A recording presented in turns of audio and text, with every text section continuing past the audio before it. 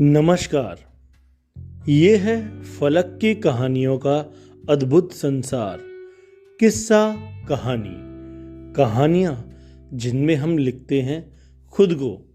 मैं हूँ अनुज सारस्वत और आपको सुनाने जा रहा हूँ अपनी एक स्वरचित रचना भीगी भीगी सी भाग 4। अब तक आपने सुना 15 सालों बाद मिले पराग और स्वाति अपनी अपनी कहानी एक दूसरे को बताते हैं तथा स्वाति को कुछ पुरानी यादों की ओर पराग ले जाता है, जिसमें वह बहुत खुश हो जाती है और उन यादों में खो जाती है। अब आगे। पराग के कंधे पर टिकी हुई स्वाति अपना सब दर्द भूल गई थी इस दौरान। फिर पराग बोला, स्वाति, अब काफी समय हो गया है, मैं तुम्हें घर पर छोड़ देता हूं। भारी बर्फ का अलर्ट भी हो गया है। स्वाति ने कहा, हाँ, इसी बहाने तुम मेरा घर देख लेना ताकि कभी कोई जरूरत पड़े तो आसानी से आ सको। इतना कहकर वह अपना पर्स लेकर खड़ी हो गई। पराग ने बिल दिया और गाड़ी की ओर चल पड़ा स्वाति को लेकर। स्वाति को घर छोड़ते हुए बोला, स्वाति, एक बात कहनी थी। मैं जरा 2-3 दिन प्रोजेक्ट के सिलसिले में बाहर हूं। कोई भी बात हो मैसेज कर देना। स्वाति ने हाँ में सर हिलाया और मुड़कर हाथ हिलाती हुई देखती रही जब तक कार आंखों से ओझल नहीं हो गई। आज स्वाति को सब कुछ बहुत अच्छा लग रहा था। पुरानी यादें ताजा जो हो गई थीं। दोनों इतने क्लोज थे एक दूसरे के, लेकिन कभी प्यार का इजहार नहीं किया। दोनों ने बातों में प्यार ही प्यार झलकता था और साथ होने पर एक दूसरे के पूर्ण होने का एहसास होता। इधर पराग भी गाड़ी चलाते हुए स्वाति से जुड़ी हर याद को याद करता जा रहा था और मुस्कुराता जा रहा था। 2 दिन बीत चुके थे। स्वाति पराग को कॉल पर कॉल कर रही थी। पराग ने फोन नहीं उठाया।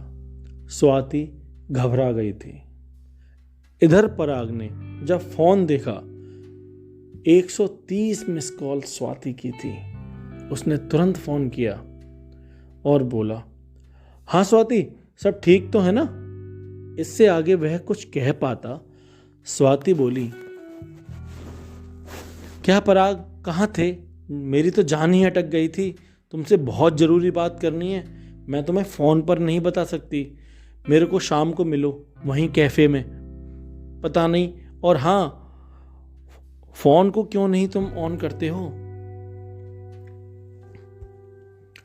शाम हुई। दोनों उसी कैफे में मिले। स्वाति बहुत खुश लग रही थी और उछल सी रही थी, दोनों हाथों को हिलाते हुए, और पराग को देखते ही गले लगा लिया एक्साइटमेंट में और बोली, पराग, आज मैं बहुत खुश हूं। तुम्हें पता है मेरी खुशी का कारण? वो जो माफिया था ना बच्चों का, वो कल मारा गया और बहुत सारे सोर्सेज मिले हैं और वो बच्चे भी मिले हैं उसके चंगुल से छूट कर पुलिस को। आज मेरा सपना साकार हो गया। मैं बहुत खुश हूं। अब मैं इंडिया वापस जा सकती हूं बेफिक्र होकर। और तुम कितने लक्की हो मेरे लिए। थैंक यू पराग। पराग भी खुश होता हुआ उसकी आंखों में देखता हुआ बोला, सच? अरे वाह, चलो अच्छा हुआ, अब तुम खुश तो रहोगी। इतने में हल्की हल्की बारिश शुरू हो गई थी। बारिश की बूंदें स्वाति के बालों में मोती जैसी चमक रही थीं। पराग ने अपने हाथों से उन बूंदों को हल्का सा टच किया तो पूरे बालों को भिगोते हुए नीचे टप से गिर गईं। पराग के मन में गाना बज उठा। भीगी भीगी रातों में फिर तुम आओ ना, ऐसी बरसातों में आओ ना। आज स्वाति भीग जाना चाहती थी और पराग से बोली, तुमसे आज एक और बहुत जरूरी बात करनी है। पराग बोला, मुझे भी, लेकिन लेडीज फर्स्ट। स्वाति बोली, पराग आए। इतना स्वाति कह ही पाई थी कि एक गोली चलने की आवाज आई और धाएं पराग के दिल को चीरते हुए निकल गई। पराग जमीन पर गिर पड़ा। कैफे में अफरा तफरी का माहौल हो गया। फिर वहां कुछ लोग पराग को बचाते हुए फायरिंग करने लगे उन लोगों पर जिन लोगों ने पराग पर गोली चलाई थी। स्वाति को मानो काटो तो खून नहीं, वह पत्थर सी बन गई थी। फिर वो लोग पराग और स्वाति को बचाते हुए कार में ले गए। स्वाति का रो रो कर बुरा हाल था। पराग के बचने के चांसेस बहुत कम थे। फिर उन लोगों ने स्वाति को बताना शुरू किया कि पराग स्पेशल टास्क फोर्स का लीडर था और अंडरकवर ऑपरेशन कर रहा था साइबर अपराधियों और हैकर्स के खिलाफ, जो भारत की गुप्त सूचनाओं को हैक करके दुश्मन देशों को बेचते। पराग ने सबका पर्दाफाश किया था, इसीलिए वह उनके टारगेट पर था। 2 दिन पहले पराग इंडिया गया था अचानक, और वहां पर भी किसी माफिया गिरोह जो कि बच्चों से संबंधित थे उनका एनकाउंटर करके वापस आया था। तभी से हैकर्स उसे ट्रेस करने लगे थे। यह सुनकर स्वाति के पैरों तले जमीन खिसक गई और याद आया क्यों वो उन लोगों का एड्रेस मांग रहा था। स्वाति ने मेल भी उसी दिन कर दी थी। स्वाति का रो रो कर बुरा हाल हो गया। वह उसके शरीर से लिपट गई और बोली, आज मैं तुम्हें अपने दिल की बात बताने वाली थी।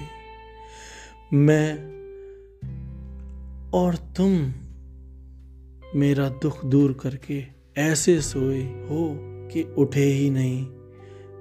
मुझे भी ले चलो, आखिर क्यों मैं तुमसे मिली?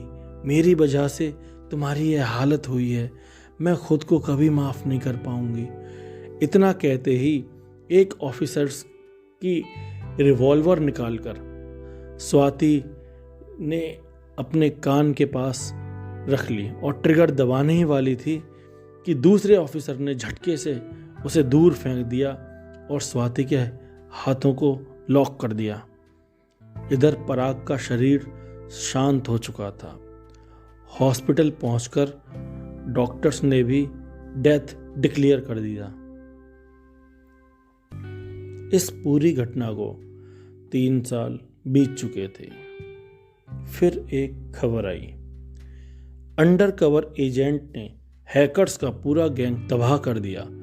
विस्फोटों से सारे सर्वर उड़ा दिए और करीब 150 हैकर्स मारे गए। वो अंडरकवर एजेंट थी स्वाति पराग मल्होत्रा, जिसने पराग को ही पति माना और सीक्रेट मिशन में ट्रेनिंग ली और पराग की पोस्ट ज्वाइन की। स्वाति मुंबई वापस आ चुकी थी। मरीन ड्राइव पर समुद्रों की लहरों को देखते हुए वह गाना गुनगुना रही थी जिसे अक्सर पराग गाया करता था।